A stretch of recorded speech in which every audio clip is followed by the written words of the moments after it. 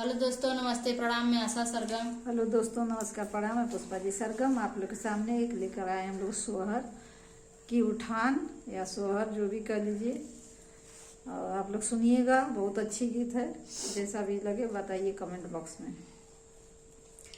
रुनु की जुनू की ननदे आवे तखिड़ी की आसे जाके लिहो बऊजी तुहरी रसोइया रोटिया होती तबूखिया ने वाती तबूखिया ने वरती न हो बऊजी तुहरी रसोइया रोटिया होती तबूखिया ने वरती न भूखिया ने वरती न हो चौकत हे ननद फूटी गई न बेला नाता टूटी गई न हो ननदा गेहुआ में लागी गई न घुनावा रोटिया सा पन भैल रोटिया सा पन भैल हो ननदा गेहुआ में लागी गईल गुनवा रोटिया सा पन भैल रोटिया सा पन भैल हो रुनु की जुनू की ननदे आवे अंगनावा में ठाड़ होली हो भौजी तानी एक पानिया पियव तू पियसिया बुझाइले पियसिया बुझाइले हो भौजी तानी एक पानिया पियव तू पियसिया बुझाइब पियसिया बुझाइब न हो घरी लत हे ननदा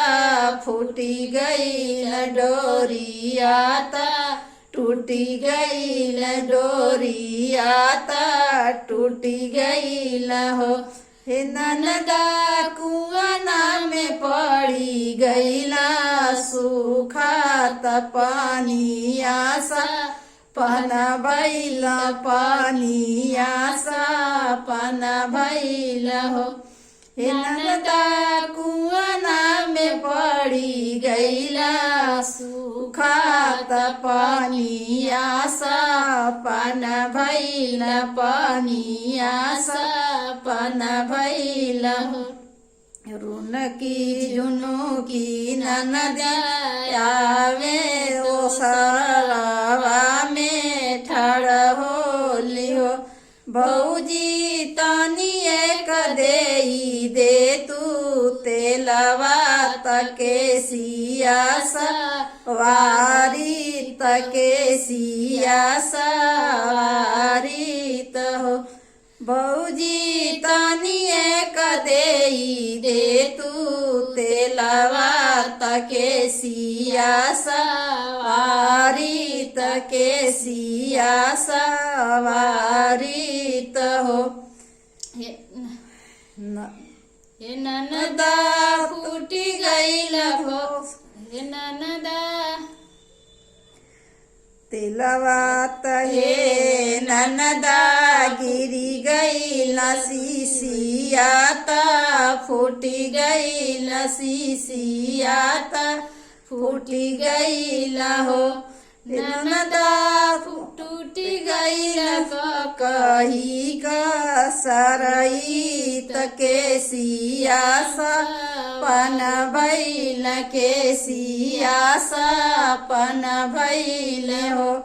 ननदा टूटी गईल कही का सरई तके सियासा पन भैल के सियासा पन भैल हो रुनु की जुनू की ननदे आवे पलंग चढ़ी बैठे पलांगा चढ़ी बैठे न हो।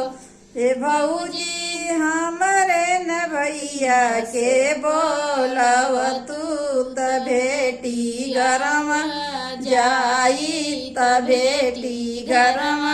जाई त हो। भैया ये ननदा हट गई लयावरूबा जारे गई लयावरूबा जारे गई लहो। हे ननदा उनहु का जाना मलभा तीजावा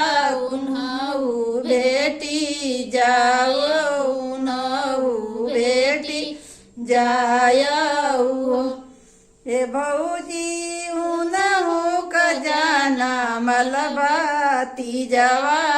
उनहु बेटी जाऊ उनहु बेटी जाए।